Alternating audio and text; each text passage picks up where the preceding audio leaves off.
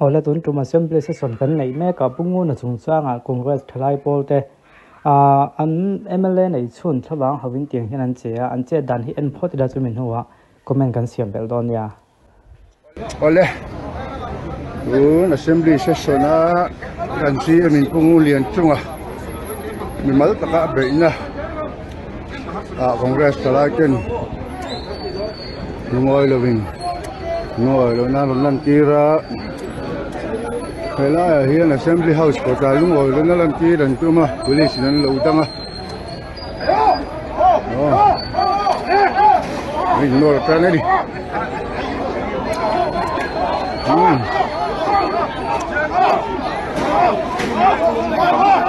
ai chap zo zo ko ne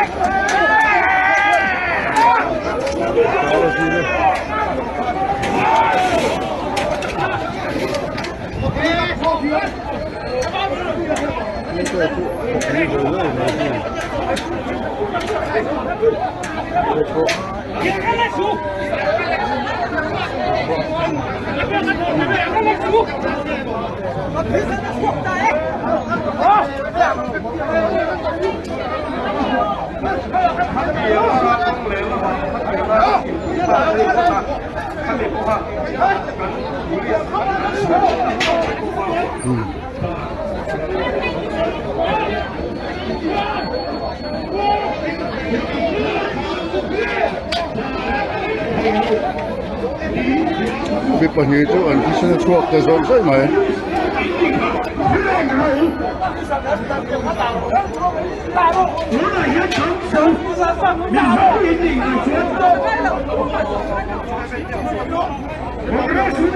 Hãy subscribe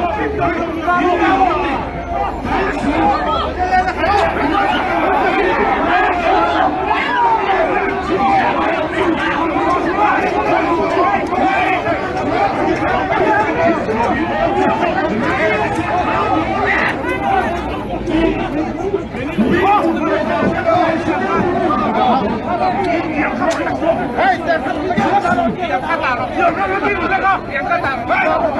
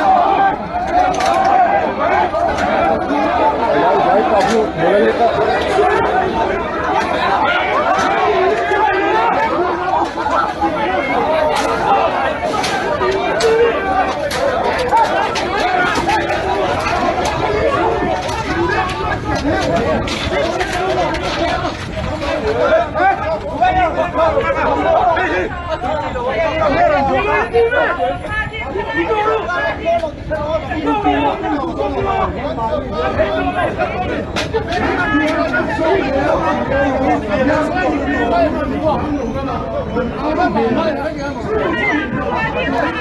thì khá nó tộp thì tin này mày à khá video in anh khá nên in ngày đàn này cái khởi đầu mà còn số cái mà các ngày đàn bạc địch tắc in cái sợi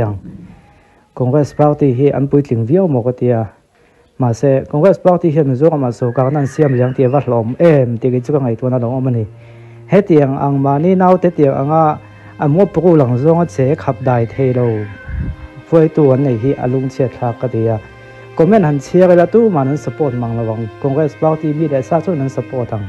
ka tong tu wa thu su a hliam tu thala kan kon postpone ava han so tak em ti atam lu tu hết tiếng hết mình zo mi puin kan du to lo buai na khen buai na chok chua ka an nung la ma khan en ta la khoi tu lok do te ponom ve nia khang te pon khap an tum an khap dai the lo chu sei lo an ti von an ti nge nang an ti pun lun zok em moni o ti tu khopin munam te de nan lo thlir ni na dang ani tulai te chu apoi ni hết tiếng ang ti ching khoi tu hết tiếng anga an khoi ten i mo pukul kan ti me kan khat thiam tlang ve ka mo pukul lang zonga che thrin support chu kan ti ngam chi lo ngama ka chu khap dai thei lo foi tu nei chu a hlom lu tu ani an du lo zonga thila thlen huna mi pui te kan khongai thak tu jiam min poi sak lo tu jiam ngai tu taula chu wang chon tung kam thate te soi fel thei ni a ko ta ang kalanga in kem an thiam mo thiam lo mo an ching fel mai do na helai hem police min hlap chu ti khati ti hlap lo thei lo ben om ani kan mu vek bi pui ten mo chu wang chuan in AZPM ani wang bo Congress ani wang bolam pang ani lo Congress pau te pui tling taka ka lo ngai thoila ke ma chuan a pui tling tak tak te pono mang ma se hetianga mani nau te chet lak tir du le anu nau ti thabak zonga chet la en liam thei chu po an MLA pakhat an chief minister berin ko ta case nei ni ti soivel ami mal a personal tu ni ram mangai na poni to lo pau ti dana ti sen chuak chu am pau ti mi le sa chuan an du sak viawang an so ka huna po ti sen chuak nga tho chu an in du sak viawang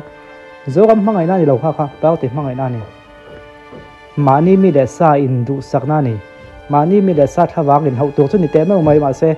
a zo ram mangai na thilen to chi a lo he hi chu wang chun zo ram mi pui te u kan ti ve khang la nge a Congress poni se a BJP poni se MNF AZPM nge poni kha se an kai huai thalai te an kai huai te hetiang nga che khap dai thei ro le hetiang nga che en liam party chu eng party poni se me zo man so ka na sel tiang ngai lo tu ti ka ngai dan ni top mai a thamon thak lo I du lo zonga